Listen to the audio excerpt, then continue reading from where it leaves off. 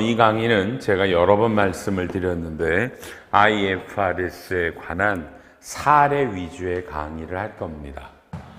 이 강의를 기획한 지가 꽤 됐는데 한 번도 못 하다가 제가 미리 찍었어야 되는데 제가 상반기에 코로나 때문에 못 했어요.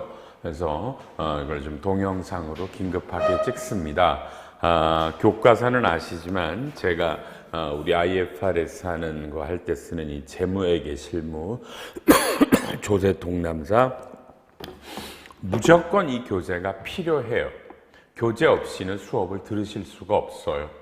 혹시 뭐 맨날 이러면 책 팔아먹으려고 자꾸 그런다 그러니까 그러면 아예 듣지 마세요. 제가 이걸 지금 책 팔아먹으려고 이 강의를 찍는다 이렇게 생각하시면 이 수업을 들으실 필요가 없죠. 그죠? 이건 뭐 수백 개의 지금 사례를 다룰 거라 이 내용이 없으면 강의를 못 들으세요. 책을 보시면서 제가 설명을 할 거고 현재 우리나라에 이러한 강의를 IFRS의 수백 개 실지 사례, 이 실지 사례는 한국회계기준원이 만들어내는 그 질의회신과 신속처리 질의답변이라는 게 있어요. 요것만을 대상으로 강의를 하기 때문에 이 강의를 이렇게 하는 학원이 현재 대한민국에 없어요. 있을 수가 없어요. 그래서 이건 제 책에만 더구나 신속처리 질의답변이 들어가 있는데 이 내용이 너무 어렵거든요. 그러니까 제가 본 강의할 때는 여러분 걸 강의할 수 있는 여력이 없어요. 시간이 안 되니까. 그래서 이번에 특별히 16시간 동안 여러분들에게 사례 위주로 합니다. 그래서 이건 일반 회계 하시는 분들도 들었으면 좋겠어요. 어마어마하게 도움이 될 거예요. 그냥 다 떠나서 이 강의는 어마어마하게 도움이 될 거고 국제회계 기준 하시는 분들은 정말 모든 분들이 들으셔야 된다고 제가 얘기를 할게요. 여러분 듣고 여러분 동료의 모든 이 재무팀 분들 다 들으시라고 그러세요. 들으셔야 돼요. 그러니까 회계의 내용을 아시는 거랑 실제 실무 적용은 전혀 다르죠. 자, 우리 강의는 그죠?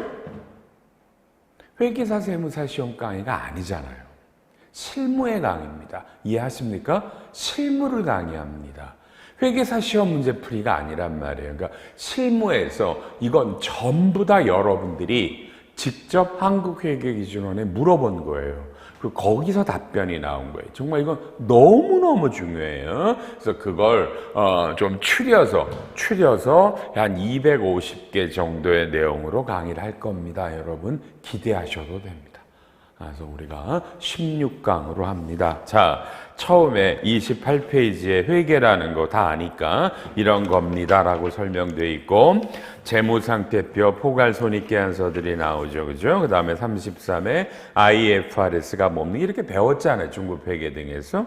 국제회계기준이 IASB가 만듭니다. 스탠다드라는 기준서와 인터프리션이라는 해석서로 되어 있군요. 뭐 이런 거고요. 그 다음에 37에 KIFRS, 그죠? 한국채택. 그러니까 IFRS를 한국말로 번역한 놈이 이겁니다. 그래서 몇 개가 있나요? 보니까 우리가 39페이지부터 왼쪽이 한국말, 오른쪽이 영어로 되어 있고요. 이걸 우리 공부할 때는 하나하나씩 다 티크마크 하면서 배우셨죠? 한 40개 정도의 기준서를 배우셨고요.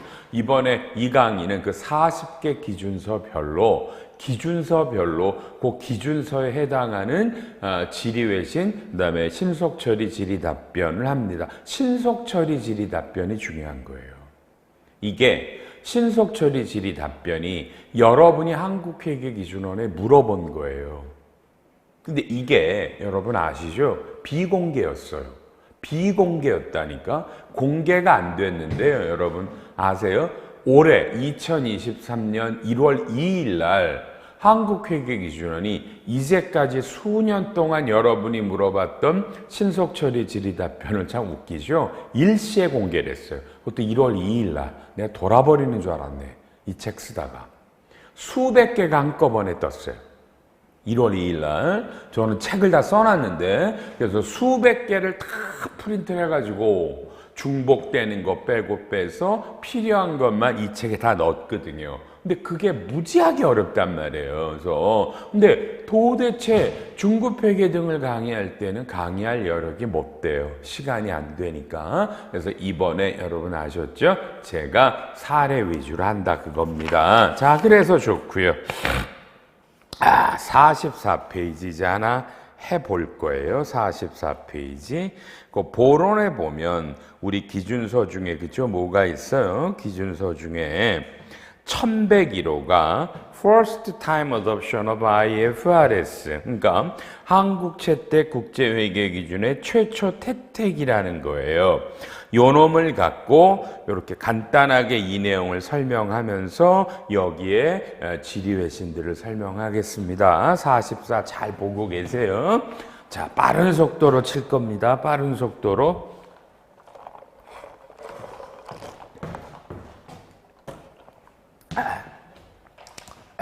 자, 칠판을 보세요. 이 회사는 2023년에 처음으로 IFRS를 해요. 그죠? 그러니까 보통 이게 이때 한다, 이때 처음 한다, 그죠? 그럼 아마도 여러분, 이 회사는 내년도에 IPO, 상장한, IPO가 원래 상장은 아닌데 우리는 상장의 뜻으로 써요. 상장을 하는 데구나. 그러니까 지금 비상장이라 여러분 이 회사는 뭐예요?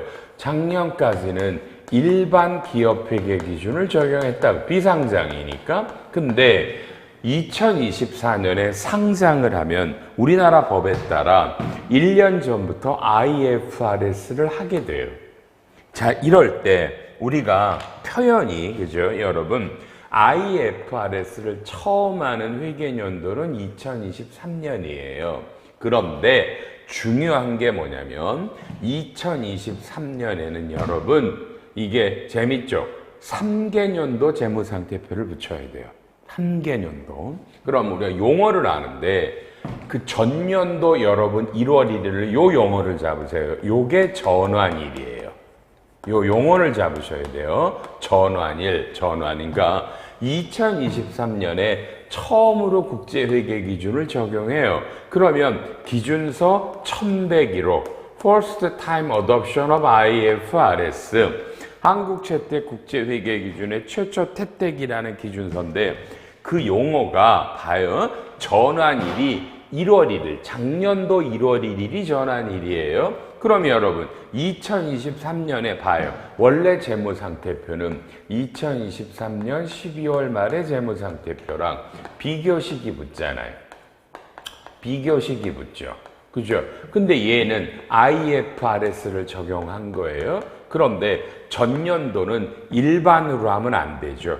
그래서 얘는 원래는 일반 기업 회계 기준으로 주총이 통과됐지만 이걸 IFRS로 컨버전, 전환하란 말이에요. 전환. 그죠? 전환해야 된다. 그러니까 비교 표시된 놈을 옛날에 주총 통과된 게 아니라 국제회계 기준으로 전환해가지고 붙여라. 근데 붙이는데 좀 전에 전환일이 1월 1일이었죠. 1월 1일에 재무상태표도 같이 붙여라. 그러니까 최초로 국제회계 기준을 적용하는 연도는 2023년인데 이때는 3개년도 재무상태표가 붙어요. 요 전환, 그러니까 실제로 얘는 뭐야? 2021년 12월 말이죠.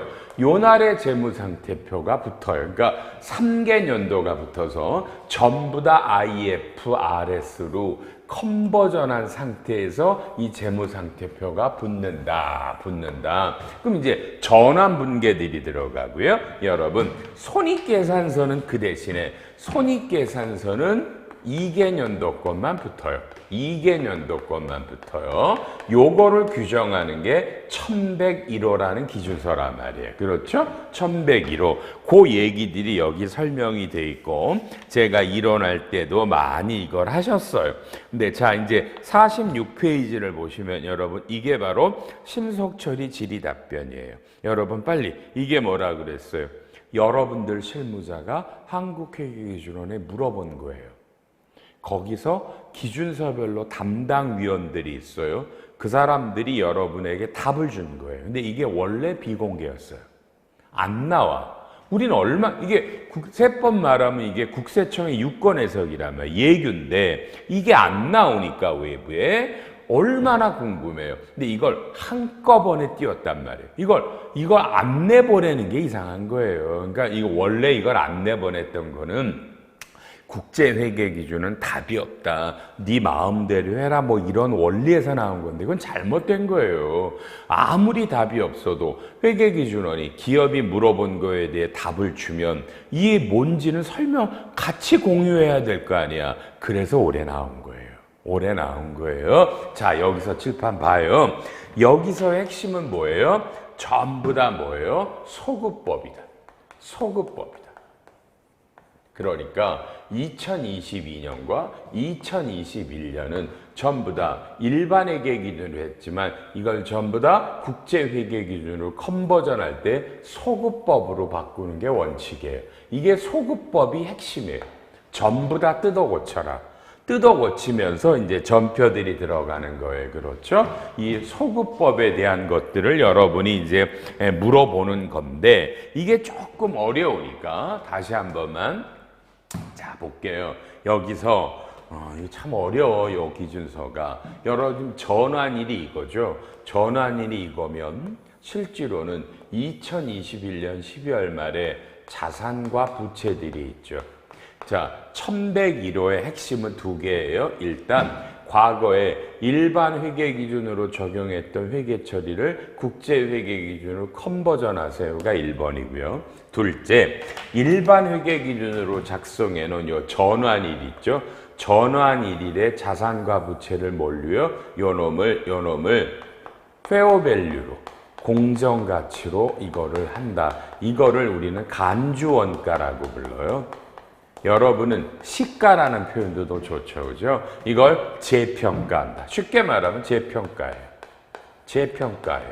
그래서 지금 여러분이 이 사례에서 전환일 2021년 12월 말에 있던 이 어마어마한 자산들이 엄청 유형무형이 아니야. 유형무형뿐만이 아니라 여러분이 갖고 있던 주식들 이것들을 전부 다 표현은 간주원가로. 간주원가는 공정가치를 이용해서 이걸 재평가합니다.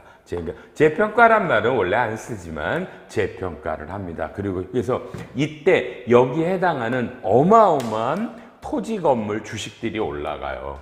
자산들이 올라가겠죠. 문제는 개념은 재평가지만 이놈의 처분은 대변이 미처분 이익잉여금이에요. 요게 핵심인데 이해하셨죠? 그죠? 이걸 우리가 유무형일 때는 재평가잉여금이라는 뭐예요? OCI로 배우셨죠? 아니에요. 요거는 미처분 이익잉여금을 올리고 당연하게 여기에 이연법인세 부채가 떠요. 원래는 이거예요. 요렇게 뜹니다. 그래서 두 가지의 내용을 담고 있어요. 1101호는 그죠? 일반 회계를 국제 회계 기준으로 컨버전해서 소급법으로 옛날 재무제표를 다시 만들어라. 둘째, 자산 부채를 페어밸류를 간주원가로 실제로 재평가한다. 해서 올라가는 건 재평가 잉여금이 아니라 미처분 잉여금, 이익 잉여금을 늘린다. 이연법인세 부채가 뜬다. 이게 1101호예요. 그럼 이제 한번 해보는 거예요. 1번 종속기업입니다. 볼게요. 지배기업은 IFRS를 하고 있고 종속기업이 올해 처음으로 IFR을 최초 채택합니다. 지배기업은 유형자산의 원가법을 적용하고 있고요. 종속기업의 연결재무제표를 작성할 때 해당 유형자산은 최초 취득원가에 기초한 금액과 K종속기업의 IFRS 전환일의 공정가치 중에 무엇이 적합해요? 종속기업이 지배기업보다 늦게 최초 채택이 될 때는 다음 둘 중 하나를 적용합니다. 지배기업의 전환일에 기초해서 지배기업의 연결재무제표에 포함되는 장부금액과 종속기업이 전환일에 해서 이거를 1101호 그죠? 요거를 했던 공정가치 장부금액 여러분 10초 드릴게요. 시작. 이해되세요? 대답은 여러분이 합니다. 여러분 이해되세요? 지금 읽은 거?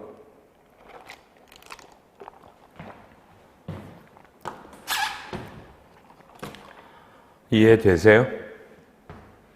하필이면 이 사례로 하는데 첫 번째 사례가 정말 더럽게 어렵네요. 그렇죠? 이해되세요? 이해되세요? 이해되세요? 사실 이건 약간의 문제가 있는 질이었어요. 볼게요. A가 그냥 좋아요. B 회사를 100%를 지배하고 있어요. 그럼 이게 지배기업이고요. 이게 종속기업이고요. 여기는 당연히 연결재무제표를 만들어야 돼. 이건 다 아시는 얘기예요. 이건 연결을 만드는 거예요. 그런데 우리가 요 지배력을 요걸 한 게 우리가 그냥 쉽게 2015년 1월 1일이라고 보고요. 여기는 큰 기업이라 원래 대기업들은 2011년에 IFRS를 처음 했거든요. 그러니까 IFRS를 하고 나서 이 기업의 주식을 100% 샀어요. 근데 이 회사가 그죠? 올해 최초로 IFRS를 해요.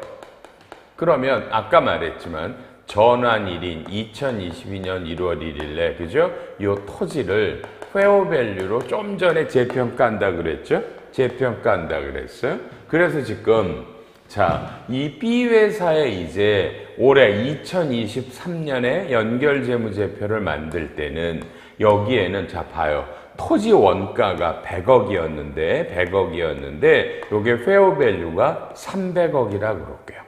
300억이라고 그럴게요. 그러면 작년도까지는 100억이 지금 이게 300억으로 돼 있잖아요. 그렇죠? 300억으로 돼 있어요. 그러면 근데 문제는 연결을 만들 때 여기가 그죠?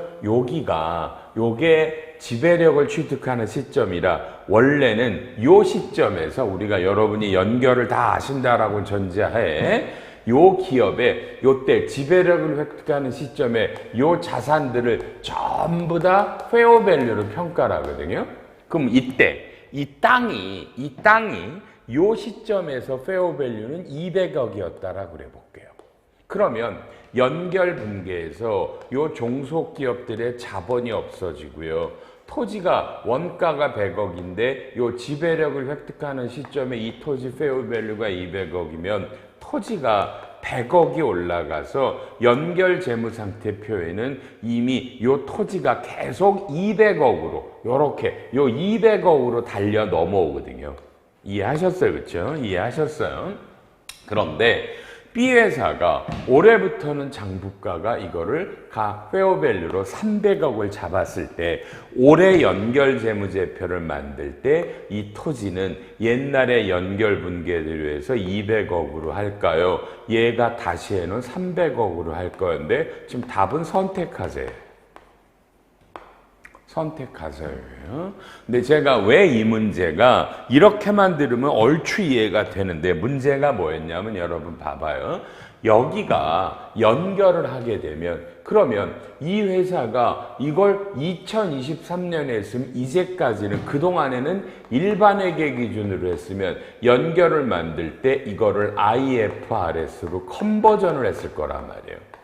컨버전한 상태에서 연결이 들어가니까 여기는 이 회사의 재무제표는 이때 하더라도 실제로 연결할 때는 얘를 컨버전했기 때문에 그죠? 컨버전했기 때문에 이미 그때 국제회계 기준 한 거니까 여기서 그러니까 이 B회사는 IFRS를 하는 건 아니고 그냥 일반으로 하다가 연말에만 IFRS 컨버전해서 연결을 만들었구나 이렇게 전제를 까시고요. 그렇죠? 실제로는 이때 처음 했다. 요런 문제인데 선택해라. 결론이에요. 요 내용 잘 몰라도 되니까 여러분 그저 뭐죠? 국제회계 기준은 그냥 원래 답이 없구나. 답이 없구나. 그래서 답을 물어도 웬만하면 상당수 답변이 이러이러한 것 중에 선택하세요. IFRS는 명문의 규정이 없습니다. 이렇게 답들이 나와요. 이러니 IFRS가 어려운 거예요. 그냥 1 더하기는 2하가 있으면 편하죠. 외우면 되니까. 국제회계는 답이 없는 것들이 많아요. 그냥 제일 대표적으로 1번이 이렇게 어려운 게 나왔어요. 2번 가요. 2번 가요. 국제회계 기준을 최초로 채택합니다. 그죠? 토지는 간주원가가 그죠? 간주원가입니다. 근데 자 봐요. 이 회사가 올해 처음으로 IFRS를 하는데 문제는 2018년에 이 토지를 그죠? 재평가를 했대요. 일반회계 기준에. 일반회계 기준에서도 재평가가 있어요. 그럼 제가 뭐라 그랬어요 아까? 2023년에 하면 간주일은 2022년 1월 1일이니까 요날의 페어밸류를 구하셔야 되거든요. 요날의 페어밸류인데 이걸 굳이 구해야 되나요? 이 회사가 이미 한 2년 전쯤에 재평가를 했는데 그래서 이 재평가 이걸로 그냥 간주 원가로 해도 되냐를 물었더니 회신이 뭐라고 나와요? 그냥 사용할 수 있겠네요. 답이 참 재밌죠. 사용한다가 아니죠. 뭐다가 아니야. 할 수 있다. 할 수 있다. 그러니까 논리예요, 논리. 왜? 재평가란다. IFRS라면 간주 원가로 페어밸류를 구하게 돼 있는데 이 페어밸류를 어떻게 구할 거냐. 근데 이게 한 2, 3년 전에 이미 재평가를 했다. 일반회계에서 이거를 간주 원가로 써도 된다. 이렇게 한 거예요. 저라도 이렇게 답을 했을 것 같고요. 그 다음에 3번에 전환 상한 우선주를 합니다. 회사는 2016년에 전환 상한 우선주 RCPS를 발행했고 일반회계 기준으로 자본으로 들어왔어요. 그래서 이 회사가 2021년에 상장이니까 예정이니까 이거를 적용하기로 했어요. 이걸 하면 일부 요소들이 이게 부채로 분류가 되는데 어떻게 해요?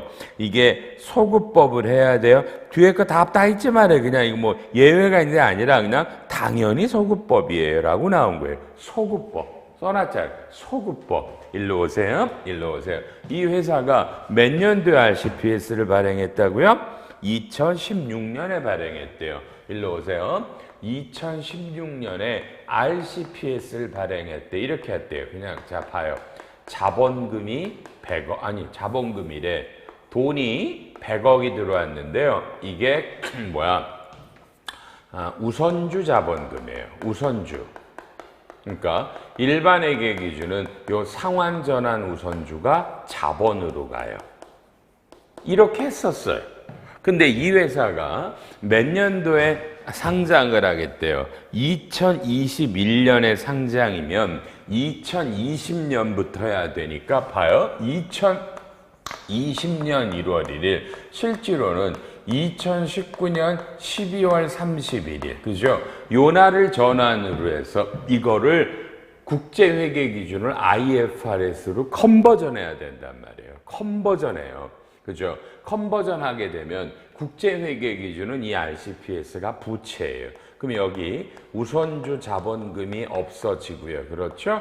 여기에 그죠? 뭐 상환, 전환, 뭐 우선주, 그다음에 뭐 전환권, 부채, 상환권 부채를 잡냐 안 잡냐는 논란이 있지만 요런 식으로 요것들이 다 부채거든요. 요런 식으로 전환해서 만들어야 됩니다. 여러분 빨리요. 만드니까 몇 년도 걸 만들어요? 지금요. 2021년이니까 우리는 여러분 2020년 1월 1일 3개년도 재무제표가 붙는다고 그랬죠? 3개년도 재무제표를 붙일 때 요 2020년 1월 1일에 원래는 자본금으로 왔던 걸 요렇게 부채로 바꿔줘서 재무제표를 다 소급해서 만듭니다. 이건 당연한 거예요. 그러니까 IFR에서 1101호가 가장 어려운 건 전부 다 소급하세요. 소급하세요. 둘째는 자산부채를 공정가치로 간주원가로 재평가하세요. 여러분 요게 핵심이고요. 요것들을 물어본 건데 쉽지 않죠. 질문 내용들이. 그죠? 그냥 우리가 그냥 맨날 교과서 배울 때 하던 것들이 물어보는 게 아니에요. 이게 전부 다 상장들이 물어보고 그런 대기업들이 물으니까 끙끙 앓고 회계법인들하고 얘기하고 상의하고 막 고민 끝에 질의가 들어간다고요. 그러니 우리가 아는 일반적인 내용의 질의가 들어가는 게 아니에요. 하나하나가 전부 다 어렵단 말이에요. 지금 여러분은 세 가지를 배우셨어요. 이게 1101호라는 거에 대해 여러분이 한국회계기준원에 직접 물어본 지리외신을 처음으로 했고 저도 처음이니까 조금 친절하게 많은 설명을 곁들여서 했습니다. 이해하셨죠? 다음에 재무보고 개념체계는 전혀 하실 필요 없이 넘기시고요. 근데 넘기다 보니까 또 가끔 있어요, 여러분. 56페이지에 보시면 56페이지 빨리 보세요. 56페이지. 자, 56페이지에도 지리외신이 하나 있습니다. 자, 뭐라고 되어 있습니까? 회사가 국세청에서 세금을 과세했어요. 근데 이게 조세불복이 들어갔어요. 승소할 가능성이 매우 높아요. 불이익을 피하기 위해서 분쟁 대상 금액을 과세 당국에 예치했대요. 예치금을 어떻게 하느냐? 저 개인적으로는 이 지리도 굉장히 마음에 안 들어요. 지리도. 자.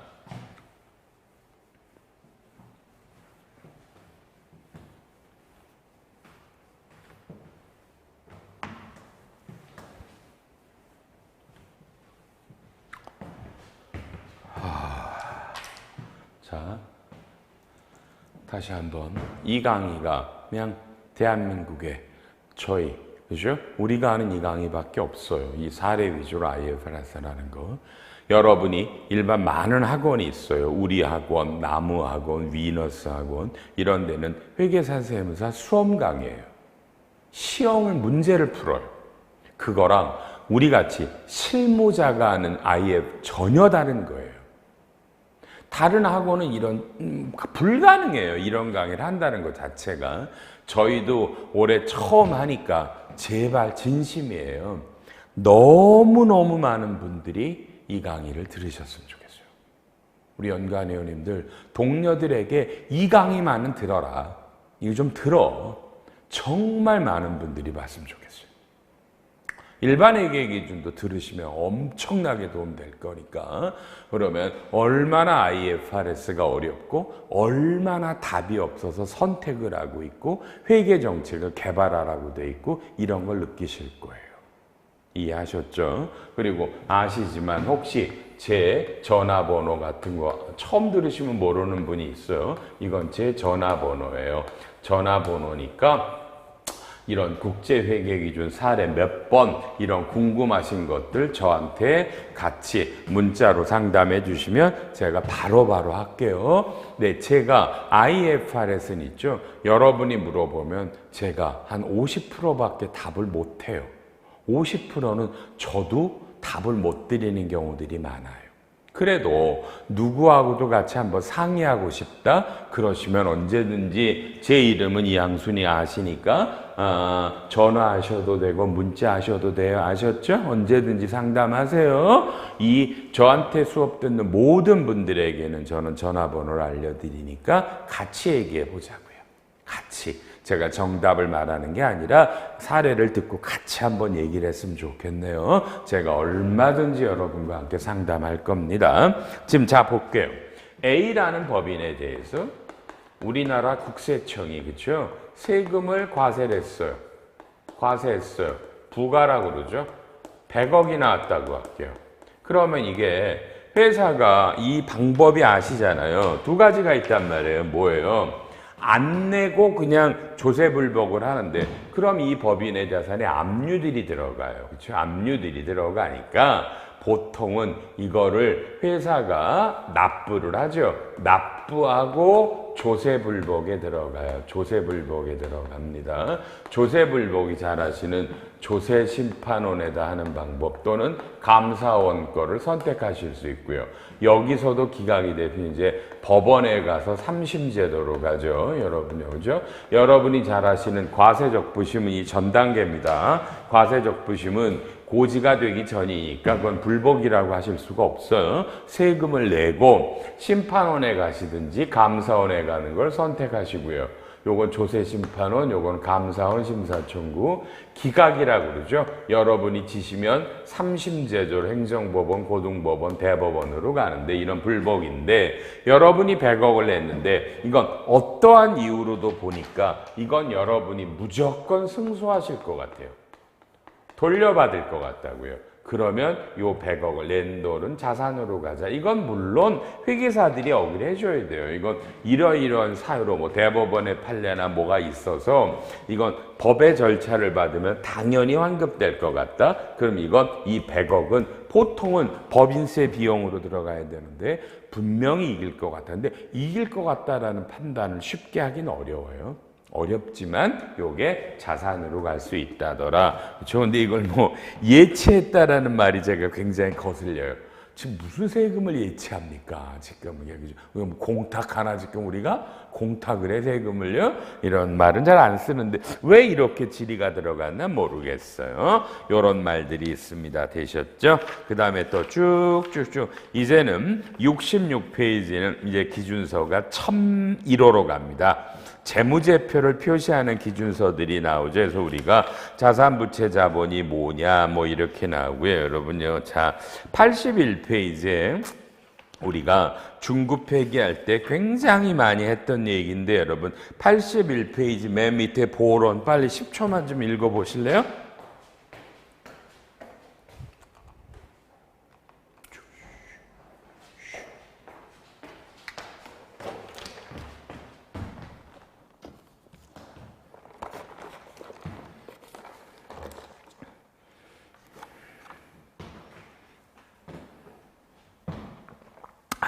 좀 어려워요.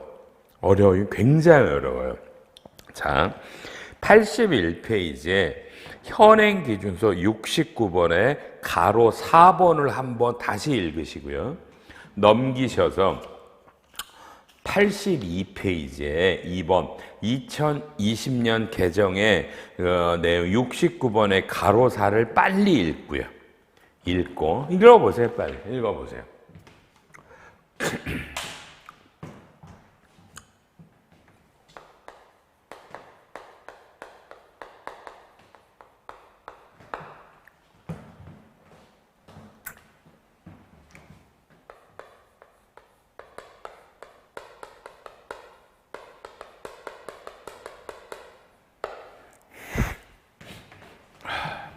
굉장히 어려운 놈이라.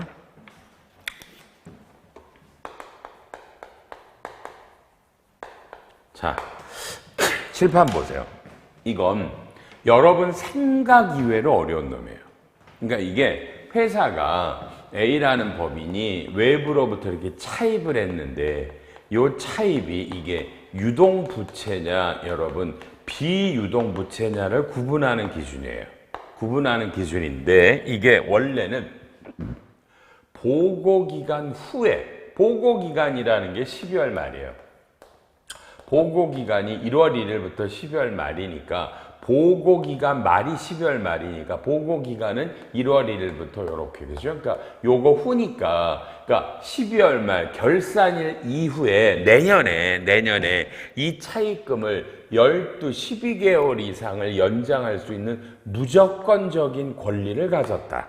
그러면 자, 이 회사가 1월 20일 날 뭐 어떻게 금융기관과 약정을 해서 그렇죠? 약정을 해서 이걸 무조건 내가 바꿨다. 이런 논리를 핀단 말이에요. 이러면 이런 무조건적인 권리가 내가 무조건 바꿀 수 있어 연장을. 그러면 비유동이다. 아니면 전부 다 유동부채라는 건데 이거를 말 현재로 바꿨죠.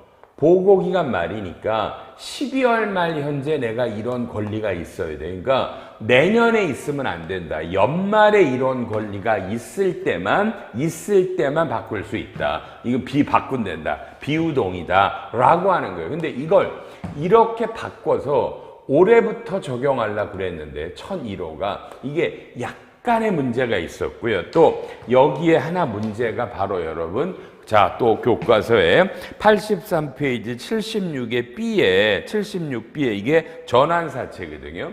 이 회사가 CB를 발행했을 때 자 봐요. 이게 뭐 시비는 비유동 부채가 맞는데, 그죠 여러분? 전환사채 기억나요? 하나는 전환권 대가라고 가면 이건 자본잉여금으로 가고요. 전환권 부채, 리픽싱들이 있어서 전환을 조정할 수 있으면 이게 파생상품 부채거든요. 그러니까 회계가 두 가지란 말이에요. 전환사채를 발행하면서 이 전환권에 대한 대가가 자본으로 가는 경우랑 부채로 가는 경우가 있는데 자, 이게 파생상품 부채로 가면 죽이죠. 원래 이 CB 원래 부채와 이걸 전부 다 유동부채로 가라는 겁니다. 지금은 전부 다 이렇게 했어도 실제로는 다 비유동으로 갔었어요. 그러니까 이게 개정이 되면 전환사채들이 여러분이 전부 다 리픽싱 때문에 이게 부채로 갔을 거거든요. 그럼 이놈들이 전부 다 유동부채로 가는 어마어마한 문제가 생겨요. 그래서 이게 원래 올해부터 바꾸려고 그랬는데 약간의 문제가 있어서 한 장 넘기시면 그렇죠? 84페이지에 이거 적용을 내년으로 연장을 시켰어요. 올해가 아니라 내년으로 1년을 유예시키면서 또 하나의 내용이 들어가요. 약간 어려워요. 이게 이제 요 이후의 조건, 오른쪽의 그림을 보세요. 85페이지의 그림을 보면 회사가 어떤 비율을 유지해야 되는데 요게 매년 6월 단위로 유지해야 된다. 그러니까 이게 이 시점이 아니라 뭐 6개월 단위로 이런 어떤 유동 비율이나 부채 비율이 뭐 유지하지 못하면 상환해야 된다. 이런 조건들이 있었을 때 논란이 있어서 요거를 좀 집어넣고요. 그렇죠? 집어넣고 주석으로 또 집어넣으라 그러면서 이거를 1년 딜레이 시켰어요. 이건 올해 적용 안 돼요. 여러분 올해 적용 안 되니까 이게 조심하셔야 돼요. 내년에 적용하는 겁니다. 2024년에. 그리고 자, 좋아. 넘겨보시면 또 86페이지 보세요. 질의회 신준 봐봐. 신속처리 질의답변 굉장히 많죠. 왜요? 이게 중요하다니까. 1번 볼게요. 유동비율청에 불러. 한번 빨리 읽고 계세요.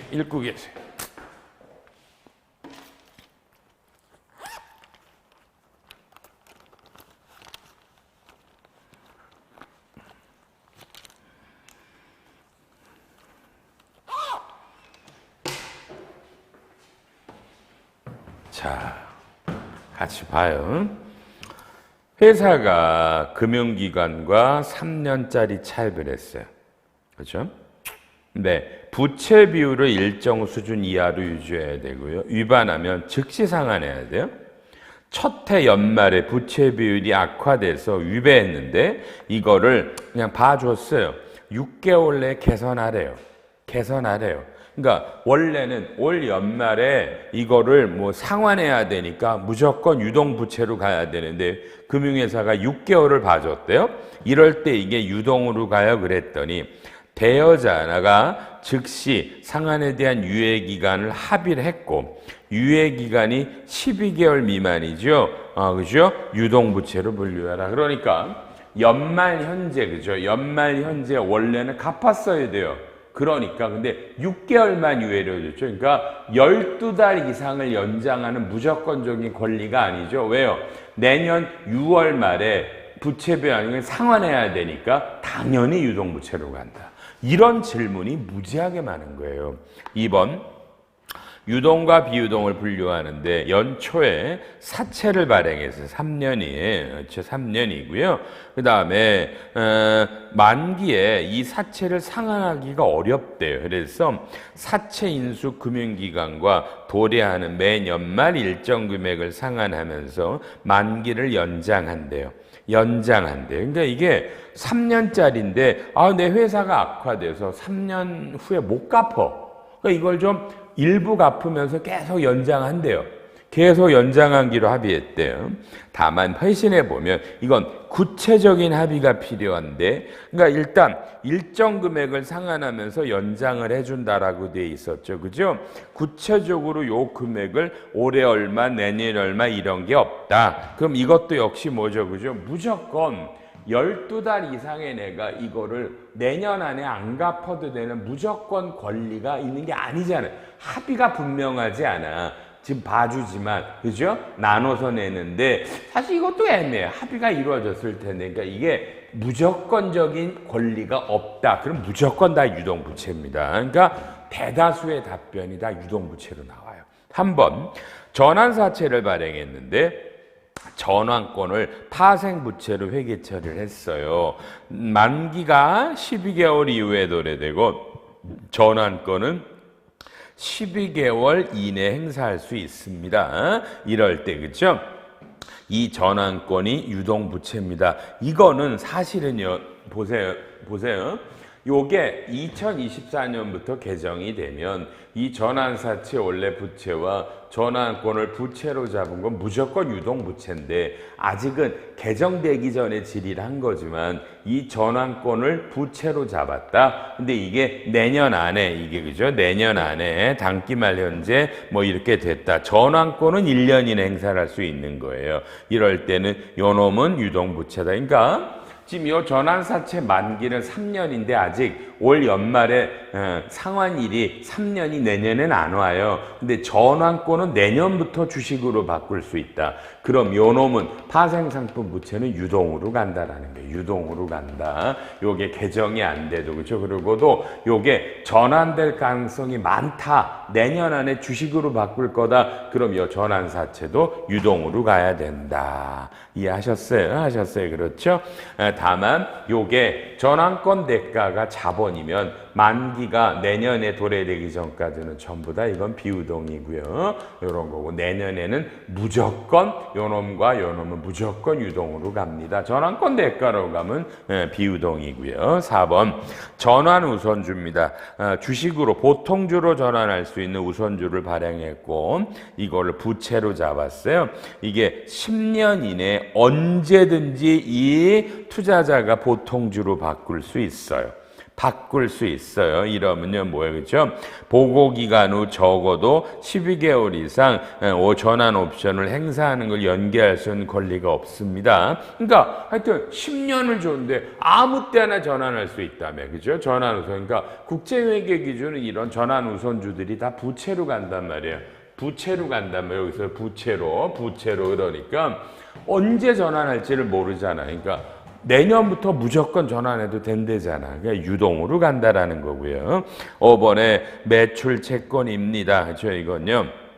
자, 우리 회사가 물건을 팔았는데 매출 채권인데 셋째 줄에 해당 매출 채권이 1년 후에 회수될 것 같대요. 그렇죠? 1년 후래요. 그럼 뭐야 그냥 일단 뭐죠? 뭐 당연하죠. 내년 안에 돈이 못 들어오나 봐. 문제가 생겼나 보죠? 그럼 회신이 당연하게 이거는 그죠? 뭐야 그러니까 요거는 다시 뭐 비유동 자산으로 가야 되겠고 이건 당연한 거잖아요. 내년 안에 돈이 안 들어온다라는데. 그리고 왜 그러냐에 따라 대손충당금을 잡겠죠.